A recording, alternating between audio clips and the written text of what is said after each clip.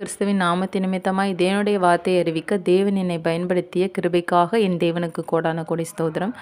போன வீடியோவில் நம்ம பார்த்தோம் அவருடைய வார்த்தையை பற்றி. அப்போ நான் அந்த சாகணும் அப்படின்ற ஒரு முடிவு எடுத்திருக்கையில் அவங்க கொடுக்குற ஒரு வசனம், உன் காயம் வந்துட்டு சமுத்திரத்தை பார்க்கலும் பெரிதாக இருக்கிறதுன்னு அவர் தானே கொடுத்தாரு. அப்போ அதே மாதிரி தானே இருக்குது. நமக்கு சமுத்திரத்தை பார்க்கலும் நம்மளோட காயம் இப்போ பெருசாக தானே இருக்குது. நம்ம இதை எப்படி சரி செய்ய போகிறோம் அப்படி சொல்லிட்டு அப்போ தான் அந்த பைபிள் நான் தேடுறேன். தேடி அந்த பைபிளை எடுத்து நான் திரும்பி அந்த வாசித்து பார்க்கையில், நான் உன்னை குணமாக்குவேன் அப்படின்ற ஒரு வசனம் எனக்குள்ளே அது மிகப்பெரிய ஒரு அந்த நேரத்தில் நம்ம சாக போகிறோன்ற தருவாயில் ஒருத்தவங்க நம்ம கூட பேசிகிட்ருக்காங்க. குணமாக்குவேன்னு ஒரு ஒரு வார்த்தை நம்மக்கிட்ட பேசுது அப்படின்னா, அதை அன்னைக்கு நான் நம்ப ஆரம்பித்தது. என்னோடய விசுவாசம் அன்னைக்கு வந்துட்டு எனக்கு அந்த விசுவாசத்தை கொடுத்ததற்காக இன்றைக்கி நான் தேவனை ஸ்தோத்தரிக்கிறேன்.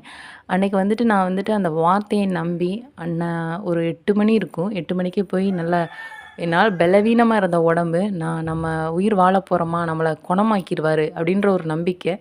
நான் போய் குளிச்சுட்டு தலையெல்லாம் நல்லா குளிச்சுட்டு ட்ரெஸ் சேஞ்செலாம் நான் பண்ணிவிட்டு திருப்பி வந்துட்டு ஒரு ரூமுக்குள்ளே அந்த பைபிளை வச்சு ஒரு மெழுகுவர்த்தி ஏற்றி வச்சு நான் உட்காந்து ப்ரேயர் பண்ண ஆரம்பிச்சிட்டேன். ப்ரேயர்லாம் எனக்கு அப்போனா என்னன்னு தெரியாது.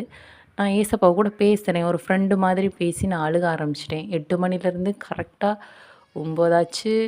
9, 10 மணி ஆயிடுச்சு. என்னால் நீல் டவுன் போட முடியல, முன்னிங்கால் போட்டு என்னால் ஜெபிக்க முடியலை. நான் ரொம்ப பலவீனமாக இருந்தேன் நான்.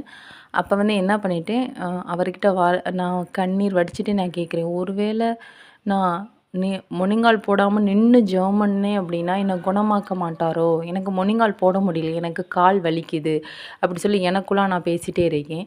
அப்போ என்ன ஆச்சு அப்படின்னா, ஒரு வார்த்தை திரும்பவும் பைபிளில் கேட்போமே அப்படி சொல்லிட்டு அதை பற்றி கேட்குறேன். அதுக்கு பைபிளில் ஒரு வார்த்தை வருது, மகளே காலூன்றி எழுந்து நின்று என்னோடு பேசு, நான் உன்னோடு பேசுவேன்.